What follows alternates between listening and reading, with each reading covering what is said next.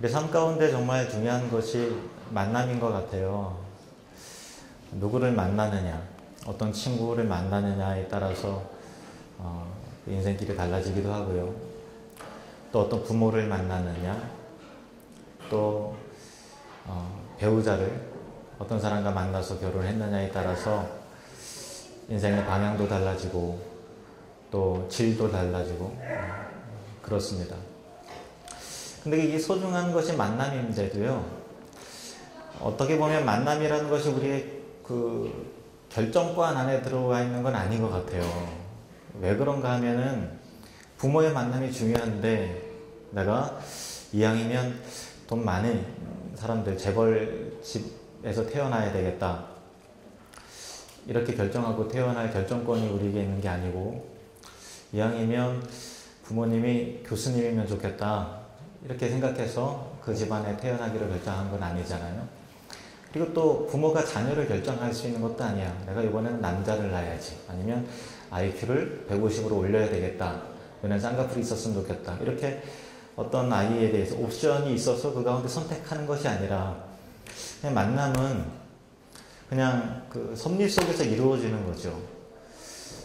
그러고 보면 결혼이라는 것도 그런 것 같지 않습니까? 결혼할 때 지구상에 있는 수많은 남자와 수많은 여자 가운데 누구를 택할까, 이렇게 선택권과 결정권이 굉장히 많은 것 가운데 선택하셨습니까? 대부분 그렇지 않아요. 내가 선택한 듯 보여지지만, 그러나 그 만남이라는 것이 이미 환경 속에 주어져 있고, 그 가운데 하다 보니까 사랑이 깊어지고 가슴이 설레고 두근거리고, 아, 이게 사랑인가 보다, 그 사람도 그 사랑에 대해서 또 반응하고 하다 보니까 또 결혼하게 되는 거잖아요. 그래서 결혼도 선택인 것 같이 보이지만 그것도 어떻게 보면 그 섭리적인 만남, 어떤 선물, 그런 거죠. 그래서 좋은 만남이라고 하는 것은 정말 대단한 축복이고 대단한 선물이에요. 그래서 저도 자녀들을 위해서 기도할 때, 하나님, 우리 자녀들에게 만남의 복을 허락해 주세요. 그래서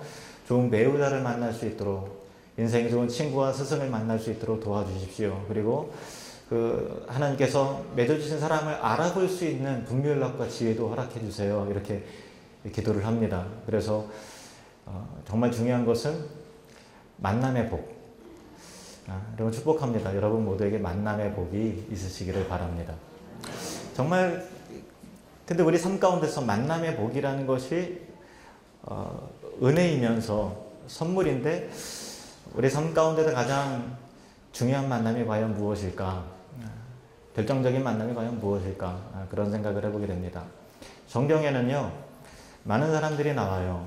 그 가운데 베드로라고 하는 유명한 사람이 있습니다. 한 번쯤 교회 나오지 않으셨던 분들도 베드로 하면 들어보셨던 기억이 있으실 거예요. 그 사람이 그냥 평범한 어부였거든요. 또 어떻게 예수님을 만났는가, 그 이야기를 제가 짧게 들려드리도록 하겠습니다. 베드로는 말씀드린 바와 같이 지금으로부터 2000년 전에 이스라엘에 보면 갈릴리 호수가 있는데 너무나 커서 바다랑 똑같아요. 그래서 갈릴리 바다, 그렇게 합니다. 그 인근에 있는 사람들은 거의 다 어부였어요. 그래서 갈릴리 호수에서 고기를 잡아다가 시장에다가 내다 팔고, 그래서 생계를 이어가고 하는 그런 사람들인데, 베드로도 그중 한 사람이었습니다. 그래서 어려서부터 계속 물고기를 잡고 살아왔기 때문에 고기 잡는 데는 일가견이 있었고요. 잔뼈가 굵은 사람이었고, 또 누구보다도 전문가였어요. 그런데 이런 날이 없었는데 그날 딱 공을 친 거예요. 무슨 말인가 하면은 밤새도록 그물을 내렸는데 한 마리도, 어떻게 그럴 수가 있겠어요. 그래도 이 작은 거라도 잡혀야 되는데 한 마리도 못 잡았어요. 예수님께서 베드로가 그 공친 배에 올라타셔서, 베드로가 허탈한 마음으로 그물을 씻고 있는데 예수님이 올라타셔서 말씀하시는 거예요. 깊은 곳에 가서 그물을 내려 고기를 잡으라.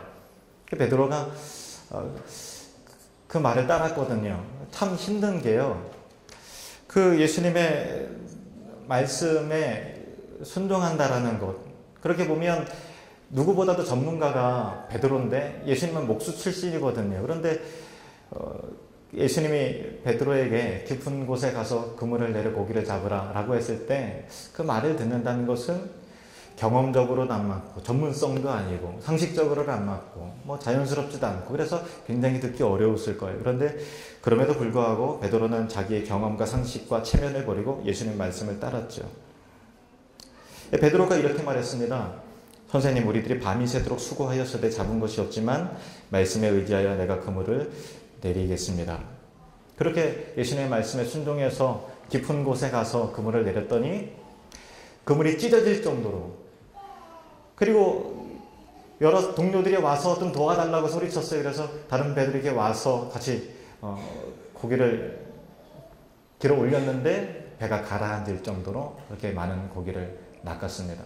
간단한 이야기지만 놀라운 교훈이 있습니다. 믿음이라고 하는 것은요, 우리가 가장 힘들어하는 것이 바로 내 생각과 상식과 판단을 뛰어넘는 게 정말 힘든 거예요. 내가 살아왔던 인생이 있고 이분에 내가 전문가고 우리의 상식이 있잖아요.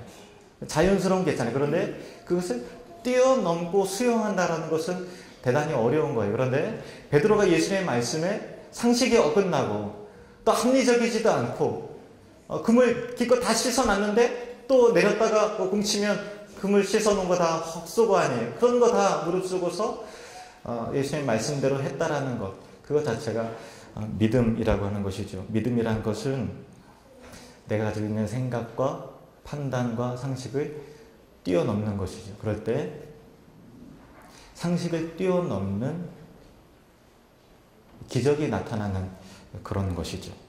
제가 지금 말씀드린 이 짧은 이야기의 그 내용이 성경의 누가복음이라고 하는 곳에 기록되어 있는데 제가 읽어드리도록 하겠습니다. 누가복음 5장 4절부터 제가 읽겠습니다. 말씀을 마치시고 시몬에게 이르시되, 여기서 시몬은 베드로를 의미하는 것입니다. 깊은 데로 가서 그물을 내려 고기를 잡으라. 시몬이 대답하여 이르되, 선생님, 우리들이 밤이 새도록 수고하였으되 잡은 것이 없지만은 말씀에 의지하여 내가 그물을 내리리이다 하고, 그렇게 하니 고기를 잡은 것이 힘이 많아 그물이 찢어지는지라. 이에 다른 배에 있는 동무들에게 손짓하여 와서 도와달라 하니 그들이 와서 두 배의 채움에 잠기게 되었더라. 시몬 베드로가 이를 보고 예수의 무릎 아래 엎드려 이르되, 주여, 나를 떠나소서, 나는 죄인이로소이다. 주여, 나를 떠나소서, 나는 죄인이로소이다. 이렇게 고백을 했습니다. 주여. 근데 사실은 베드로가요, 처음에 예수님을 만났을 때 호칭이, 성경 읽어보시면 아시겠지만 처음에 주여 이렇게 부르지 않았어요. 선생님 이렇게 불렀어요. 그 당시에 예수님 굉장히 유명한 분이셨습니다. 예수님을 따르는 사람들도 많았고 위대한 가르치, 한 번도 들어보지 못한 이야기를 가르침을 부시다라고 하는 그런 소문이 나 있기 때문에 베드로 역시도 굉장히 뛰어난 스승, 랍비라고 하죠. 위대한 스승, 선생님, 그 정도로 이해하고 있었어요. 이 가운데 오신 여러분들도 예수님 하면 역사적으로 굉장히 위대했던 성인 중에 한 사람, 4대 성인 아시죠? 뭐 소크라테스, 또 공자, 그리고 석가모니, 예수 그리스도. 보통 이렇게 4대 성인을, 지혜자를, 현자를 이렇게 꼽잖아요. 그 중에 한 사람이겠거니 이렇게 생각을 하는 거죠. 베드로도 그랬습니다. 굉장히 뛰어난 스승이다 이렇게 생각을 해서 처음에 선생님이라고 불렀습니다. 그런데 베드로는 지금 자신의 눈앞에 펼쳐지는 이 위대한 사건을 통해서 생각이 바뀌었어요. 그러니까 베드로가 가지고 있던 지식보다 고기 잡는데 진짜 선수가 왔구나, 이런 정도의 지혜로 여기 고기가 있는지 어떻게 알았지? 이 정도로 접근을 하고 바라본 것이 아니고, 이 바닷속을 다스리는, 물고기를 이리 가라 그러면 이리 가는 것이고 저리 가면 저리 가게 하실 수 있는 창조주 하나님이시고, 이분은 하나님이시구나. 우리 인간 같은 부류의 어떤 지혜자의 측면이 아니고 하나님의 아들이시구나, 우리가 기다렸던 메시아시구나 라는 것을 직감했던 거예요. 그래서 예수님의 발 아래 엎드려서 주여, 주님이여, 나의 주인이시여, 나를 떠나서서 나는 죄인입니다 라고 고백을 했던 것이죠. 나의 주인으로 고백한 것입니다. 예수님이 하나님이심을 인정하게 된 것이죠.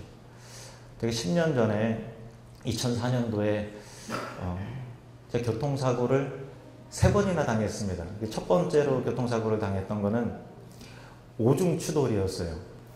이제 서울에서 마티즈를 끌고 가는데 차가 좀 막혀서 가다 서다를 반복하다가 달리는가 싶더니 앞차가 갑자기 브레이크를 꽉 밟는 거예요. 그래서 저도 꽉 밟았죠. 그래서 가까스로 한 1m 앞에서 섰어요. 근데 뒷차가 제가 갑자기 급정거한 거를 또 못 봤나 봐요. 뒷차가 택시가 와서 저를 꽝 하고 박더라고요. 제가 차가 마티즈 쪼만하니까 꽝 날라서 앞차를 박고, 앞차도 날라서 그 앞차를 박고, 앞차도 그 앞차를 박고. 그래서 오중 추돌에 제가 샌드위치가 됐었어요. 다행히 큰 사고였는데도 제 아내 옆에 타고 있었는데 죽진 않았어요. 그러니까 네. 병원에 입원을 했었습니다. 뭐 이제 한 며칠 동안 고개를 못 들겠더라고요. 근데 제가 그때 깨달은 게 있어요. 사고는 내가 운전을 잘한다고 해서 안 나고 그런 것이 아니라 그런 것이 아니라는 거죠. 인생도 마찬가지입니다. 내 나름대로 잘한다고 하지만 우리 의도대로 사라지는 것이 인생이 아니지 않습니까? 만약에 여러분의 인생의 주인이 여러분이라면 여러분이 계획하고 의도하고 목적한 대로 인생이 사라져야 돼요. 근데 여러분도 아시다시피 우리가 생각하고 이런 삶을 살아야지 라고 계획을 하지만 그 방향대로 사라지는 게 인생이 아니지 않습니까? 그러면 우리는 알 수 있죠. 인생의 주인이 나인 듯하지만 내가 아니구나. 제가 그 사고 이후에 깨달았어요. 내 인생의 운전대를 내가 잡고 가면 안 되겠구나. 그런 생각을 했습니다. 지난 4월에 300여 명과 함께 침몰한 세월호 사건을 통해서 여러분 모두가 정말 가슴을 찢는 아픔 속에서 괴로움에 잠겼을 것이고 이 극도의 슬픔, 괴로움, 또 끌어오는 분노, 또 불안함, 초조함, 그것이 이런 것이구나, 그런 것들을 절감했을 것입니다. 저도 마찬가지였거든요. 근데 우리가 그때 같이 깨달은 점이 있어요. 뭐냐면은 그 참담한 그 고통스러운 상황 속에서 우리가 깨달은 것은 인간이란 존재가 너무나 약하고 악하구나 라는 걸 깨달았습니다. 스스로를 구원할 만한 힘도, 다른 사람을 구원할 만한, 건져낼 만한 힘도, 능력도, 도덕도, 윤리도 우리에게는 없다라는 것을 발견하게 되는 거죠. 인간이란 존재는 참 약하고 악한 그런 존재입니다. 인간의 주인입니다. 고장난 존재와 같습니다. 그래서 우리 의도대로, 의도 자체도 선하지 않을 뿐더러 선한 의도를 가지고 있다 하더라도 그 의도도 살아낼 만한 힘과 능력이 저와 여러분에게는 없기 때문에 우리 자신에게 그렇게 절망하고 슬퍼하고 화가 나는 것이죠. 그렇다면 어떻게 하면 고장난 부분을 고칠 수 있을까요? 어떻게 하면 우리의 영혼을 고칠 수 있을까요? 옛날에 미국의 한 한적한 시골에 차가 하나 섰습니다. 퍼진 거예요. 그래서 운전하시는 분이 나와서 본네트를 열고 뭐가 고장났나 이리저리 살피고 보았어요. 근데 그 운전기사가 정비사 출신인데 제법 차를 잘 아는데 도저히 모르겠는 거예요. 그런데 옆에 가던 차가 한 대 섰어요. 거기서 신사가 오더니 제가 좀 도와드려도 되겠습니까? 이렇게 물었어요. 그래 그 운전하시는 차주가 내가 정비사 출신인데 글쎄 나도 못하는데 당신이 이거 할 수 있을지 잘 모르겠다고 자기 자존심이 있잖아요. 어디 한번 해보시오. 했더니 이게 만지더니 시동이 걸리고 고치는 거예요. 그러면서 그 신사가 하는 말이 이거였어요. 제가 바로 이 차를 만든 헨리 포드입니다. 유명한 일화입니다. 포드 아시죠? 이 차를 대중화시킨 장본인이죠. 자동차를. 모든 사람은 죄로 인해서 고장난 존재와 같아요. 근데 문제는 우리 스스로 우리를 못 고쳐요. 옆에 있는 사람도 여러분을 못 고쳐요. 고치실 수 있는 유일한 분이 계세요. 그분은 여러분을 만드신 창조주 하나님이십니다. 그분이 여러분을 고치시기 위해서 하나님의 아들이신 예수님을 이 땅에 보내주셨고요. 우리의 죄를 대신하여 십자가에 못 박혀 죽으셨어요. 죽어야 될 존재는 우리인데요. 내 죄를 대신 지시고 죽으신 거예요. 그 죄값을 치르신 거예요. 그리고 부활하셨습니다. 사흘 만에. 우리를 구원하시기 위해서, 우리를 지옥에서부터 건지시기 위해서, 우리를 사망에 머물러 있지 않게 하기 위해서 예수님은 십자가에서 죽으시고 부활하신 것입니다. 이 예수님을 믿어야 사람은 구원을 받게 되는 것입니다. 성경에 보면 이렇게 기록되어 있습니다. 주 예수를 믿으라. 그리하면 너와 내 집이 구원을 받으리라. 고장난 부분들이 회복되리라는 그런 이야기입니다. 내가 만일 내 입으로 예수를 주로 시인하며 또 하나님께서 그를 죽은 자 가운데서 살리신 것을 내 마음에 믿으면 구원을 받으리라. 예수를 믿는다는 것은 행위를 말하는 게 아니에요. 내 힘으로는 안 됩니다 라고 시인하고 예수님을 믿는 것을 신뢰하는 것입니다. 성경이 말하는 사실을 받아들이는 거예요. 제가 한 30여 년 전에 초등학교 들어갈 때쯤에 8살 전후로 저희 집안에 있었던 이야기를 말씀드릴게요. 그 전에 8살 전에요. 저희 아버지가 그 병원에서 얼마 못 사신다는 그런 진단을 받았어요. 그 간경화가 굉장히 좀 심각해서요. 그래서 아버지 돌아가시면 어떡하나 라고 하는 어린 나이인데도 그런 불안감, 두려움이 있었어요. 그리고 엎친 데 덮친 격으로 저희 아버지가 그 남을 도와주기 위해서 보증을 서주셨는데 그게 잘못돼서 그분은 어디로 도망가고 없고 모든 빚을 저희가 다 떠안았거든요. 그래서 정말 우리 어떻게 되는 거지? 라고 하는 절망, 두려움. 저 어머니 맨날 울고 또 극도의 그 고난과 두려움이 겹치면요 신경도 예민해져서 자주 싸우세요. 슬퍼하시면서 분노하시고 이 상황에 대해서 탈출할 수 없으니까 절망과 두려움과 무서움이 저희 가정을 짓누르고 있었던 때가 있습니다. 근데 저희 어머니 친구분께서 교회 다니셨는데 저희 어머니에게 재한아 내가 진짜 소원이니까 나 따라서 한 번만 교회 가자. 한 번만 교회 가자. 저희 집안은 불교 집안이어서 저희 아버지가 아주 크게 반대를 하셨거든요. 근데 계속 거절을 하다가 친구가 그렇게 소원하니까 한 번 간 거예요. 거기서 예수님 만났어요. 그리고 저희 아버지를 전도하셨어요. 저희 아버지도 처음에 교회 다니는 거 반대하시고 교회 못 나가게 하려고 칼 가지고 옷을 막 찢어놓고 그러셨거든요. 근데 그분이 예수님 만나서 변화가 되었는데요. 첫 번째로는 병든 몸을 하나님이 고쳐주셨습니다. 그래서 건강이 회복되셨고요. 두 번째는 물질적인 괴로움과 그 빚은 여전히 남아있는데요. 작은 것에 감사할 줄 아는 마음을 주셨어요. 그전에는 집안이 정말 초상집 분위기였어요. 그런데 예수님을 믿고 나서 감사하는 마음이 회복이 되기 시작하고 마음 가운데 사랑이 싹트게 되고 찬양이 생기고 긍정적이고 믿음으로 바라볼 수 있는 눈도 허락해 주셨어요. 저희 어머니의 간증인데요. 저 어머니가 그 예수님 믿기 전에는 우리를 빚지게 한 그 사람이 생각나도 정말 그 분노 때문에 잠을 못 주무시고 정말 죽이고 싶을 정도로 저희 어머니 표현이 죽이고 싶을 정도로 그 미운 마음이 들었다는 거예요. 그런데 예수님 만나고 나니까 나 또한 죄인이구나 그거를 깨닫게 되고 사랑하는 마음을 주시고 용서할 수 있게 해주셨다는 거죠. 그리고 그 사람이 미워하는 마음이 아니라 불쌍한 마음이 들더라는 거예요. 그런데 여러분 사람의 힘으로 가능하지 않은 거예요.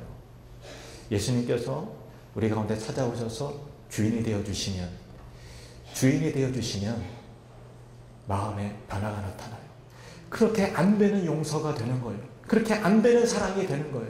그렇게 암담한 상황이 바뀌기 시작하는 것입니다. 마치 인생 가운데 공허하고 빈 그물질과 같고 뭔가 소유한 것 같지만 빠져나가는 것 같고 이루는 것 같지만 허전하고 채워지는 것 같지만 갈증이 있는 빈 그물질하는 그런 인생 가운데 예수님께서 깊은 곳에 가서 그물을 내려 고기를 잡으라 했을 때 그 말씀에 순종했더니 그 안에 생명력 있는 고기가 채워지게 되는 역사가 나타나기 시작하는 거예요.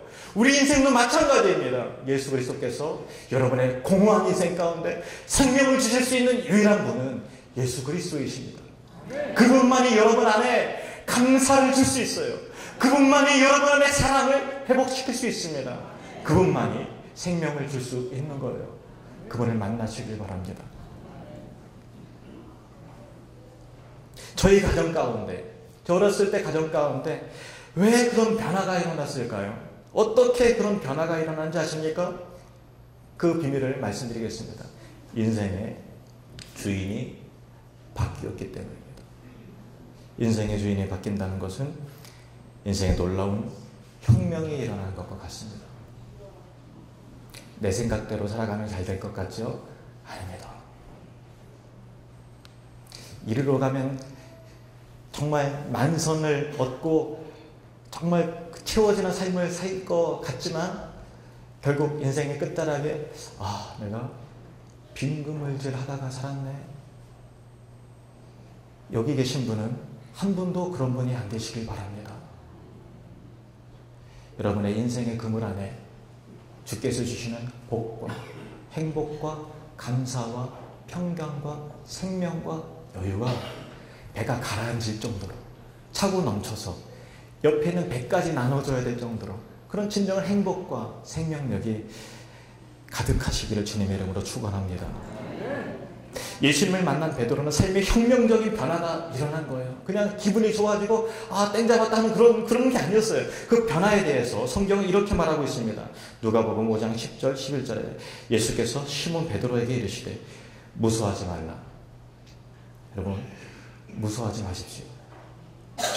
이제 후로는 내가 사람을 취하리라 하시니 그동안 물고기 잡아다 살아있는 물고기 잡아다가 죽여서 내다 파는 사람이었는데 이제는 죽은 사람 살리는 사람이 되는 거예요. 11절 말씀에 그들이 배들을 웃기게 되고 모든 것을 버려두고 예수를 따르니라. 인생의 전환 터닝 포인트가 되었습니다. 여러분 인생 가운데 중요한 터닝 포인트가 있어야 됩니다. 다른 삶을 살고 싶다. 가치 있는 삶을 살고 싶다. 정말 내 야망을 위해서 사는 것이 아니라 정말 사랑하면서 살고 싶다. 정말 행복한 삶을 살고 싶다. 정말 건강한 삶을 살고 싶다. 제대로 한번 살고 싶다라고 하는 열망이 여러분에게 있는 줄로 압니다. 중요한 터닝포인트는 중요한 만남이 있어야 되는 것입니다. 그 만남은 예수 그리스도와의 만남인 거예요. 그 만남을 여러분에게 소개하고 싶었습니다.